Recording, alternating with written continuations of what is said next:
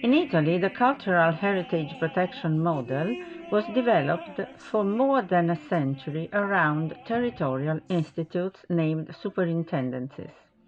The first superintendent of antiquities is considered the famous painter Raffaello, appointed by Pope Leo X, Prefectus Marmorum et Lapidum Omnium of Rome.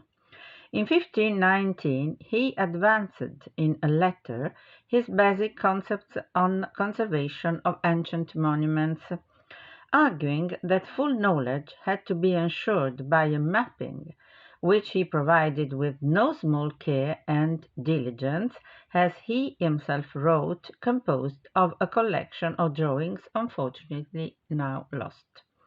The project was aborted with the death of its creator, but the letter marks the starting point of a new awareness applied to those same antiquities which today are named cultural heritage. This concept was subsequently applied by the individual states in which Italy remained divided until unification in 1861. Thereafter, the model of the superintendency, interpreted as a prefecture for protection, was formally adopted.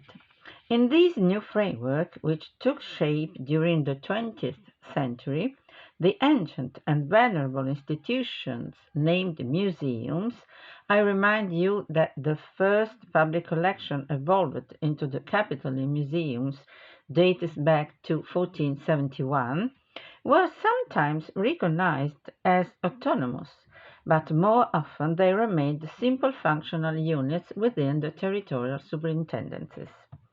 Since the end of the last century, particularly, a greater awareness of the task of a museum for the protection of cultural heritage has spread very widely.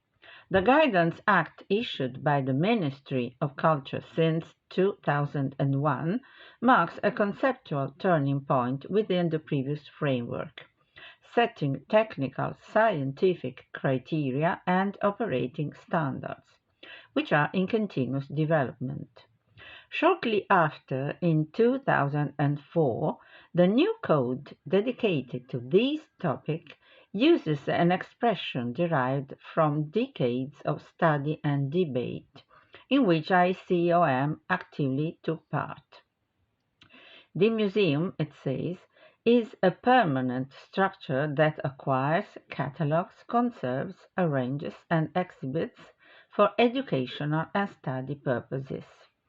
According to this model, the activities and resources of the state museums remained linked to those of the superintendencies, uniting protection and enhancement as constituting the keystone of the whole system, which was reiterated again in 2017 Florence Declaration in view of the European Year of Cultural Heritage.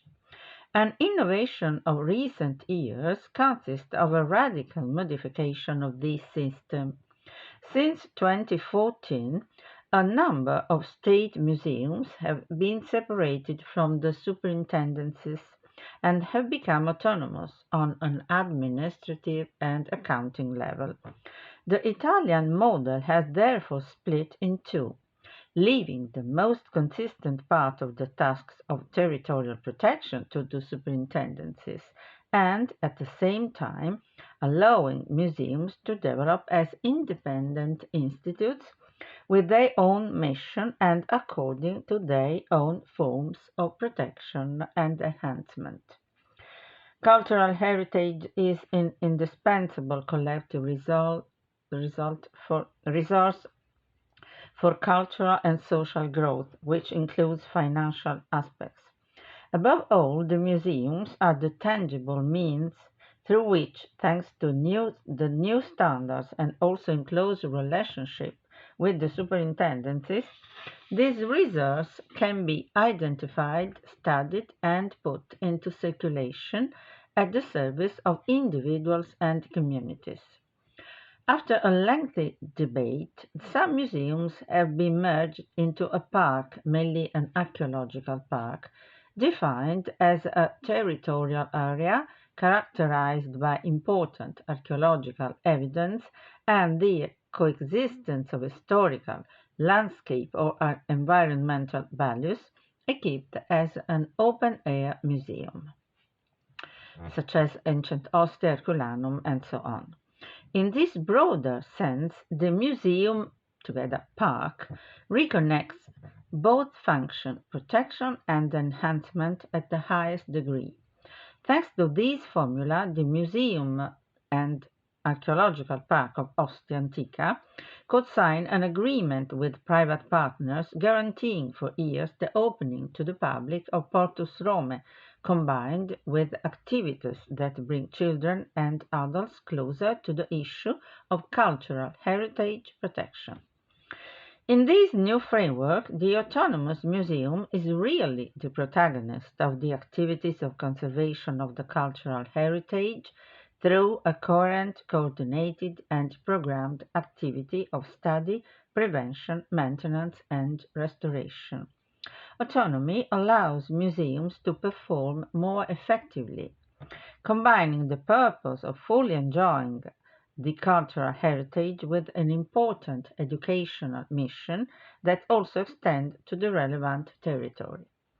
The uniform quality standards and levels have made the museums a formidable means of knowledge, which is expressed not only through the artifacts on display, but also through the cataloging, digitization, and networking of the additional heritage preserved in the deposits, through the dissemination of diagnostic data on the conservation of the objects, on their territorial connections, and even overcoming the reasons for which that same museum had been built.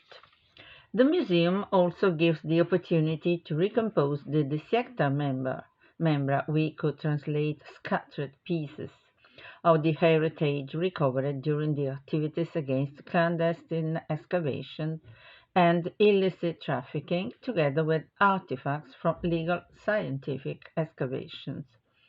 A recent exhibition in Rome, Castel Sant'Angelo, gathered in the same room the grave goods which had been correctly excavated and identified with similar seized objects having no provenance and all piled up, demonstrating the damage caused by illegal operation. In this sense, the museum embodies the concept of territorial protection through the reconstruction of the historical context. Likewise, the Museum of the Baths of Diocletian in Rome hosted in 2015 the exhibition of a large part of the Becchina collection, more than 3,000 pieces previously and illegally exported from Italy, but fortunately returned after complex intelligence findings and judicial events.